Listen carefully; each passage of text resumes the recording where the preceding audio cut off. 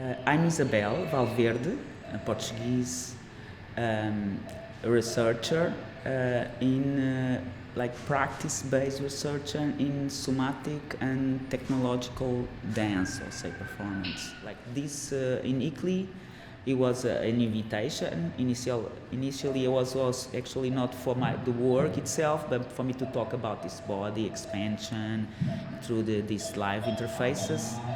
And mostly these live interfaces are through the web. They are not local. Everything goes through the web, like the virtual world. Also the signals that are going in.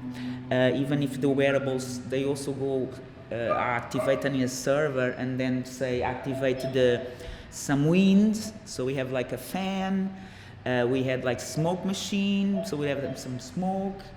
And also like changing the LEDs, like changing lights, colors. And this actually, without having the sensors working, I still wanted to, I have a fan. It was really nice to see the effect on the moving the screen. So it's like this action of the wind itself making. With this conference was really interesting to have this environment in the Move Lab. That's like a motion capture studio already, where we actually worked 10 years ago. So it's interesting kind of around and coming to the beginning point, and also already having done this aspect of motion capture movement to be developed. So there is like low tech and high tech involved in many different interfaces, some we already dropped.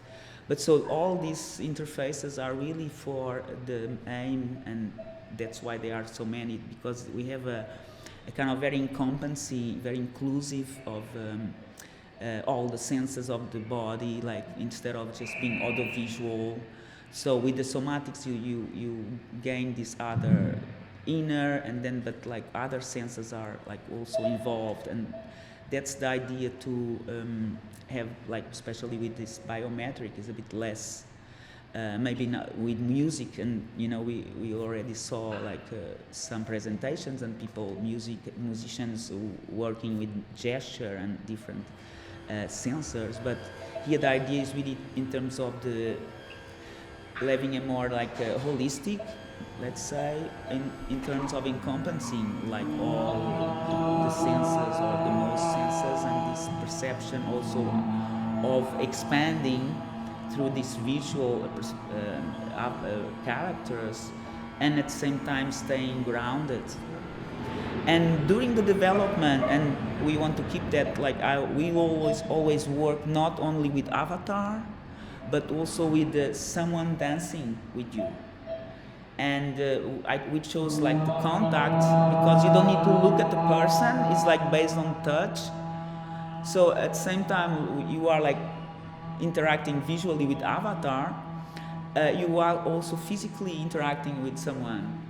So this makes you keep so you really are in different places, say. And so when you go in terms of memory of the experience, it's really everything is a bit equal.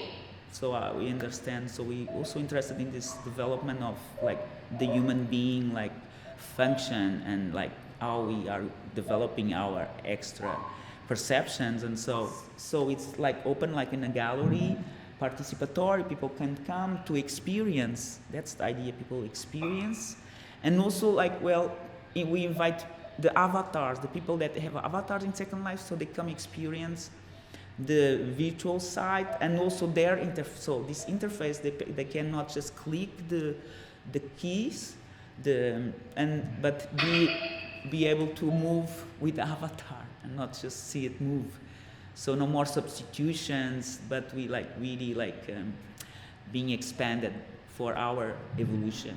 Right now, it's really a shift, since last year, it's a bit shift on purpose into being more intentionally, more some connection with some spirituality, some avatars. Maybe if you consider ourselves as humans avatars already, and this has been kind of a change in my perspective.